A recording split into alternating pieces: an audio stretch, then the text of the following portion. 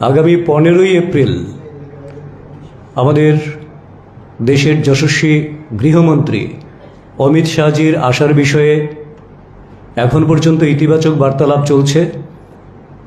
সেটা হয়তোবা কুমারঘাটের পিডব্লিউডি ময়দান, সেখানে যদি তিনি আসেন তাহলে সেখানে তার জনসভা হবে।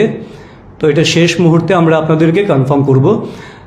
কিন্তু একটা বিষয় আমি আনন্দের সঙ্গে জানাচ্ছি, ভারতীয় জনতা পার্টির কার্যকর্তা এবং গোটা ত্রিপুরাবাসী, যে ত্রিপুরা রাজ্য আজকে নরেন্দ্র মোদীজি যশস্বী প্রধানমন্ত্রী, ওনার আশীর্বাদে এবং ওনার সরাসরি ত্রিপুরার জন্যে যে আশীর্বাদের একটা হাত প্রসারিত করে রেখেছেন, তার ফলশ্রুতিতে গত 6 বছরে ত্রিপুরার বিজেপি সরকার উন্নয়নের যে নতুন মাত্রায় ত্রিপুরা রাজ্যকে পৌঁছে দিয়েছে, সার্বিকভাবে গরিব অংশের মানুষ থেকে, কৃষক থেকে শুরু করে, শ্রমিক থেকে শুরু করে, যুবক থেকে শুরু করে, সবার জন্যে, নারী থেকে শুরু করে। তো তাদের যে ইচ্ছে যে এই নির্বাচনের মুহূর্তেও নরেন্দ্র মোদীজি আবার ত্রিপুরায় আসুন এবং ত্রিপুরাবাসীর উদ্দেশ্যে কিছু বলুন, সেটা বরাবর চাইছেন। কারণ ত্রিপুরাবাসী জানে 2018 সালের আগের থেকেই নরেন্দ্র মোদীজি প্রধানমন্ত্রীজি যতবার ত্রিপুরায় এসছেন, যা বলেছেন প্রত্যেকটা ওনার দেয়া প্রতিশ্রুতি অক্ষরে অক্ষরে পালন করেছেন।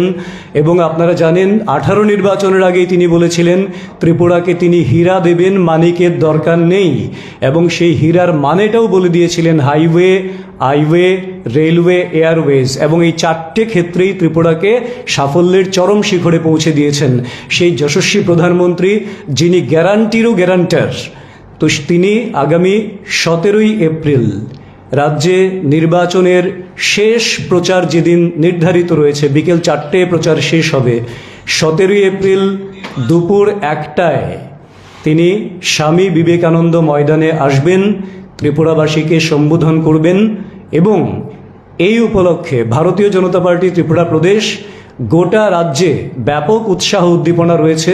এবং এই জনসভাকে ঐতিহাসিক করে তোলার জন্যে, ওনাকে ভব্য স্বাগত করার জন্যে এয়ারপোর্ট থেকে শুরু করে একেবারে বিবেকানন্দ ময়দান পর্যন্ত ইতিমধ্যেই বিভিন্ন সাব কমিটি তৈরি হয়ে গেছে। সেই কমিটিগুলি কাজ করতে শুরু করে দিয়েছে। এবং যদিও ইলেকশন মোমেন্ট, কিন্তু কার্যকর্তারা বিভিন্ন জায়গা থেকে স্বতঃপ্রণোদিতভাবে বলছেন যে গাড়ি ঘোড়ার ব্যবস্থা না করলেও ওনারা ব্যবস্থা করে আসবেন। কিন্তু এই জনসভাকে ঐতিহাসিক রূপদান করার জন্যে ভারতীয় জনতা পার্টির কার্যকর্তা, সমর্থক এবং যারা বিশ্বাস করেন যে মোদিজির কারণে এবং ত্রিপুরাতে মোদিজির আশীর্বাদে ডাবল ইঞ্জিনের যে সরকার রয়েছে, এই যৌথ সরকারের কারণে ত্রিপুরা উন্নয়নের নতুন শিখরে উচ্চ মাত্রায় পৌঁছচ্ছে দিনের পর দিন, সেই সমস্ত সমর্থকরাও এখানে আসার জন্যে বারবার ওদের প্রত্যয় ব্যক্ত করেছেন।